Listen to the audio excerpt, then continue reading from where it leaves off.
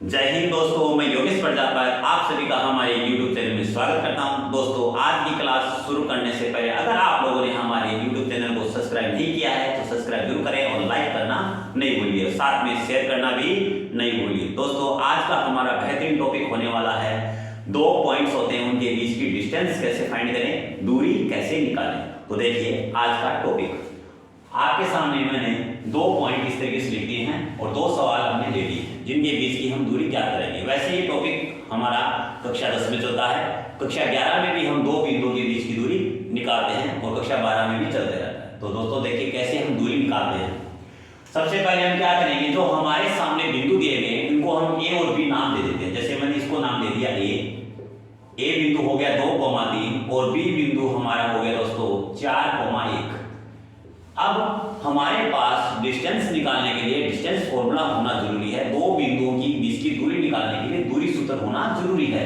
तो हम यहां लिख देते हैं ए बी दूरी, और ए बी दूरी निकालेंगे तो दूरी सूत्र क्या होता है ध्यान से देखिए दोस्तों। हम क्या लिखेंगे, इस तरीके से हम रूट लगा लेंगे, अंदर दो ब्रैकेट लगाकर उन पर स्क्वायर लगाएंगे, बीच में प्लस, और यहां पर हो जाएगा यहां पर x2 - x1 और यहां आ जाएगा आपका y2 - y1। दोस्तों, आवश्यकता आविष्कार की जननी होती है। जब हमारे दिमाग में ये फॉर्मूला रहेगा तो हमारे दिमाग में ये भी रहेगा कि हमें x2 की वैल्यू चाहिए, x1 की वैल्यू चाहिए, तो ये वैल्यू कहां से आएगी, ये हमारे पॉइंट है, ये क्या है x2 x1 की वैल्यू होती है। तो ध्यान से देखिए किस तरीके से हम निकालते हैं। जब भी हमारे सामने कोई पॉइंट होता है दोस्तों, तो सबसे पहले जो हमारा पहले जो अंक होता है वो x का होता है, अगला पॉइंट क्या होता है, जो हमारा पॉइंट है उसमें अगला पार्ट है वो y का होता है। तो ध्यान से देखिए, तो हम यहाँ क्या देखेंगे कि ये हमारा x और ये हमारा y है, यानी ये x का निर्देशांक है और ये y का निर्देशांक है। तो ध्यान से देखेंगे तो हमारे लिए पहले पॉइंट के लिए x1 हो जाएगा 2, और हमारे पास y1 हो जाएगा 3। इसी तरीके से दूसरे पॉइंट से आ जाएगा x2, और x2 का मान कितना हो गया 4, और y2 का मान हो जाएगा 1। अब हमने इस सभी वैल्यू को रख लिया है। अब इनको सावधानी पूर्वक हम सूत्र में रखेंगे। तो ध्यान से देखिए, सूत्र में रखते वक्त आप इसको गलत नहीं कर दे। ये मैंने सबसे पहले सूत्र में जो आवश्यक है ब्रैकेट वगैरह सब लगा ली है। अब यहाँ पर मैं x2 का मान रखूंगा, x2 का मान कितना है 4 है, फिर मैं सूत्र के अनुसार यहाँ माइनस लगा दिया। अब x1 का मान कितना है, x1 का मान है 2, तो मैंने यहाँ 2 लिख दिया। y2 का मान कितना है दोस्तों, यहाँ 1 है, फिर मैंने क्या लगा दिया माइनस, और y1 कितना है 3 है। इस तरीके से अब हम क्या करेंगे, रूट लगा देते हैं, और अब हमें सिंपल क्या आनी चाहिए, जोड़ना और घटाना आना चाहिए दोस्तों। अब ध्यान से देखोगे तो 4 में से 2 घटाते हैं तो हमारा कितना आता है, 2 आता है, हमने 2 लिख दिया, और 1 प्लस का है और 3 किसका है, माइनस का, तो यहाँ किसका बचेगा, माइनस का 2 बचेगा दोस्तों। अब हम फिर से क्या लगा देते हैं, रूट लगा देते हैं।